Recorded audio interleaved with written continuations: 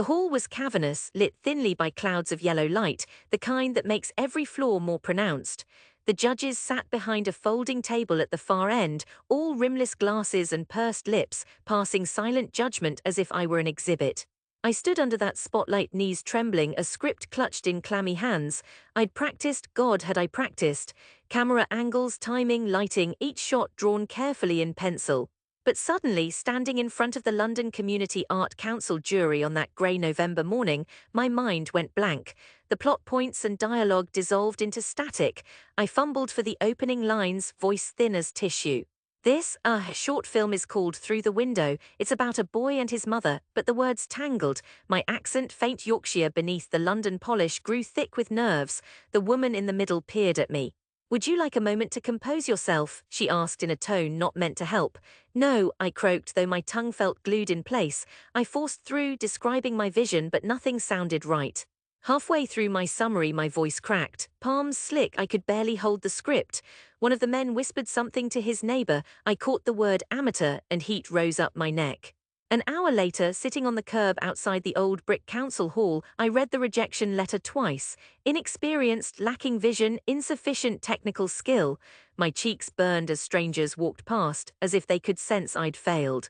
When I called my dad that night, he didn't say anything for a long time, then quietly, "Well, you always were one for fantasies." In our house, art was a joke, a distraction from real work. Mum laughed when I told her about the screening. "Your films, who's going to pay for that, love? A proper job first, then your little hobbies," Dad reminded me again and again, as if dreams were chickens to be cooped up until after supper. I finished university, unwilling to admit defeat, but job interviews went nowhere. The borough was crowded with smarter, better-connected kids.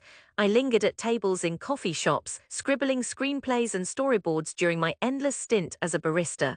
Our flat above Grove Lane rattled with the echoes of arguments, mostly about money, now and then about me. At family birthdays, I learned to dread the sneers. Aunt Petra with her dry sherry. "Oh, you're still trying that YouTube thing," or Cousin James, business degree in hand. "There's a call for real film, you know, the proper stuff. Maybe try Shoreditch, join a production firm." But it was worse when they simply didn't ask about my work at all. My sister Ellie, the teacher, looked at me sideways as if waiting for news. I'd woken up to reality. Dad talked about the weather. Mum discussed her latest deals at the store. The city itself felt complicit. Tall glass offices and crowded buses moving brisk with people who knew where they belonged. My path forked constantly, each branch fogged and uncertain. 2 years passed in a kind of grey stasis. Some mornings I woke hopeful, taping makeshift diffusion filters over cheap softboxes, using kitchen foil to bounce light against the yellow walls of my rented room. Some mornings I stayed in bed until noon, afraid of the silence once the city's drone faded from outside. In that blur I met Lina, her smile sharp, her confidence infectious. She was a fellow struggler, far from her Spanish home, working kitchens by night, making gritty art videos by day. One Tuesday, nursing cheap beer after a failed magazine pitch, she said, "We make our own festival. Show the films to ourselves since no one else will." It started as a joke but didn't stay that way. That winter in the bitter cold, we hustled favours and lugged equipment up to the tiny back room of the Rose and Plum, a pub near Kingsland Road. I posted about it on old uni forums and filmed a video, my voice singing with nerves. The first night we packed 30 people into that dark panelled room, the air thick with sweat and stale lager. My heart thudded as I screened my short, then Lina's, then a string of other would-be auteurs. For the first time I watched strangers lean forward at one of my scenes, an awkward silence, a laugh at just the right moment. When the projector hiccuped, I fixed it with shaking hands, then heard the applause at the end. Stuttering, nervous, but there, it wasn't magic. The crowd still dwindled some nights. Our films got rejected from half the festivals we entered, or ignored altogether. Money was always tight. I spent hours trawling Gumtree for gigs, teaching myself to edit with cracked software, hustling for gigs, filming branded TikToks for local shops.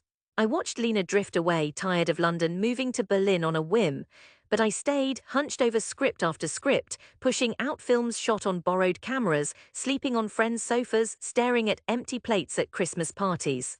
Grief lived with me in those years, the grief of old dreams, the ones I crushed in hope of new growth.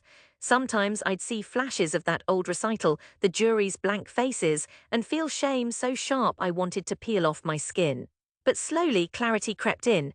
Making films, even small, messy ones, even just for a rented pub, mattered more than family approval or a judge's nod. One dawn I stood at Waterloo Bridge, the city blue in the morning light, and understood. Success was measured by the work, not applause. I gathered other outcasts for Rough Cut, our new monthly show. We swapped jobs, revised hopeless scripts, cheered each other on after screenings even if no one else watched. A few years later, my short third window found an audience. It won a local festival, then a shadowy distributor picked it up for a low-fee streaming service.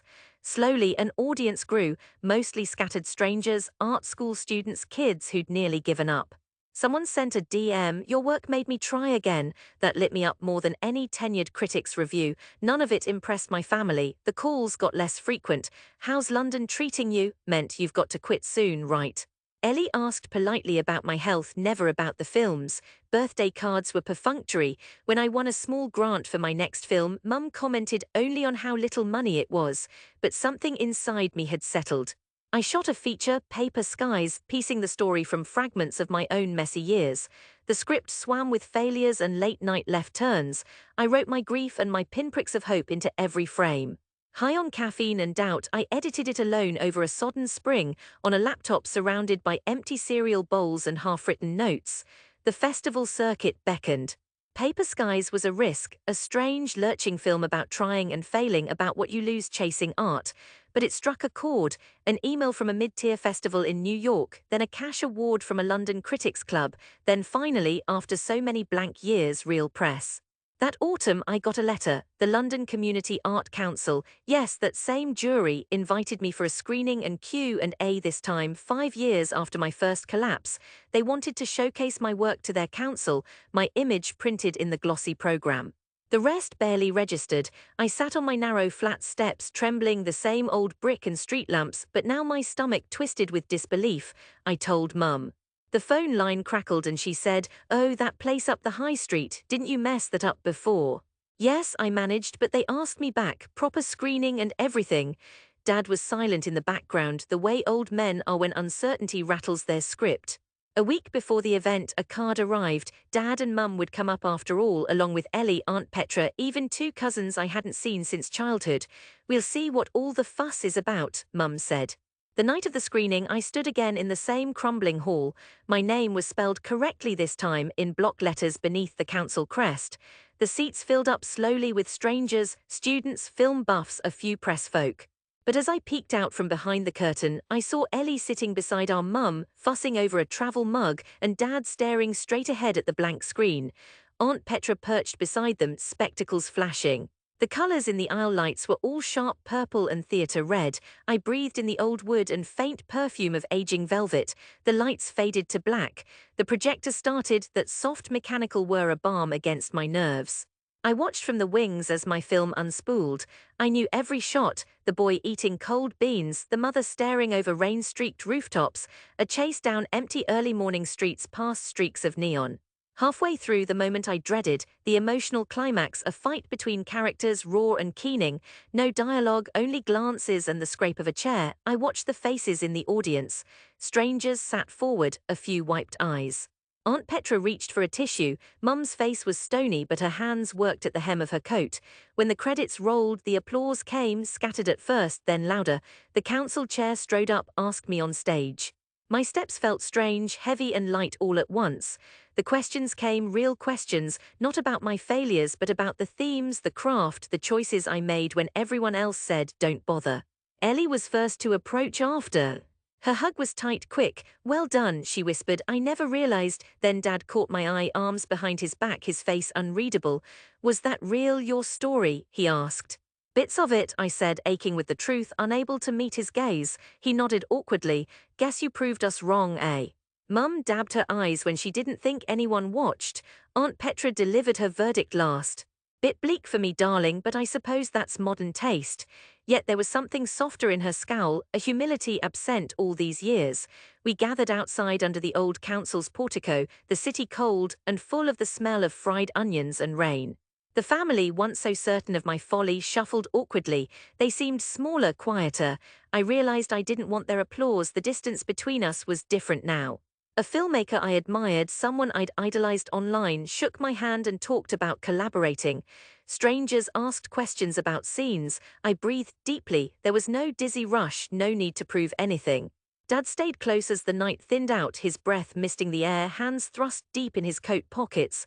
"Never saw that coming," he said softly enough that only I heard. "Thought you'd be home by now with all this trying." London changed you then? I considered it. The truth, London had changed me, yes, but inside I was still the awkward kid with bad shoes, always staging movies from the back row. Only now I knew what mattered, persistence thick as old paint, belief pressed out from grief. When my family left to catch the last train, I watched their figures retreat under the sodium lights, coats fluttering. The city buzzed around me. For years their laughter strung. Now there was only a soft ache, the sadness of time wasted matched by something else, clarity hardened and permanent. Later, wandering back toward Waterloo Bridge, I remembered all the old days. Breakdowns, rejections, days I thought I couldn't bear to stay in the city that never listened. I let those memories play, then fade. Under that vast London sky, the river wide and black, a cold wind snapping, I realized I'd never left anything behind. I walked on, hands in my pockets, listening to the distant rumble of trains. The city hadn't changed, but I had, and for once that was enough.